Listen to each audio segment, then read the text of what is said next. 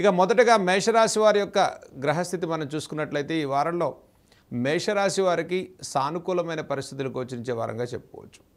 ద్వితీయ కుజగురుల యొక్క సంచారం వల్ల ఆర్థిక పరిస్థితులు సానుకూలమైనటువంటి పరిస్థితులు గోచరించే వారంగా చెప్పుకోవచ్చు.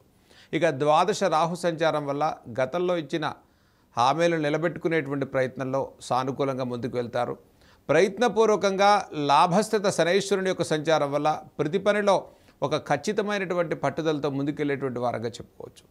ఇక మేషరాశి వారికి ముఖ్యంగా ఈ వారంలో ముఖ్యమైన కార్యాచరణ సాధించడం కోసం ఆర్థిక పరిస్థితులు మెరుగుపడతాయి. గత కన్నా మెరుగైనటువంటి గ్రహస్థితి నడుస్తూ ఉన్నది.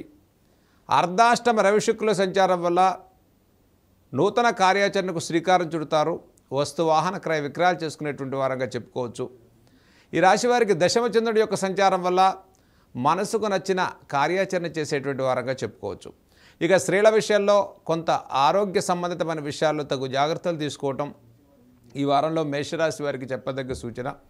ఇక విదేశీ ప్రయాణాలు, విదేశీ ఉద్యోగాలు చేసేటువంటి వారికి నేటి రోజు చాలా ప్రోత్సాహకరమైనటువంటి వారంగానే చెప్పుకోవచ్చు. ఈ వారంలో ముఖ్యమైన కార్యాచరణ చేసుకునేటువంటి వారికి మేషరాశి వారికి చాలా సానుకూల పరిస్థితులు గోచరిస్తూ ఉన్నాయి.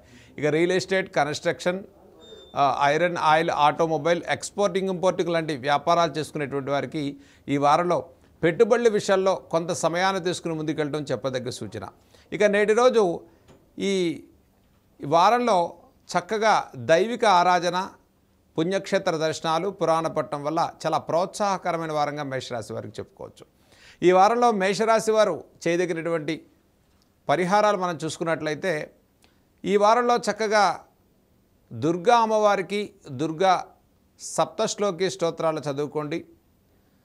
ముఖ్యంగా మంగళవారం రోజు శ్రీ సుబ్రహ్మణ్యేశ్వర స్వామి వారి యొక్క ఆరాధన చేసుకోండి.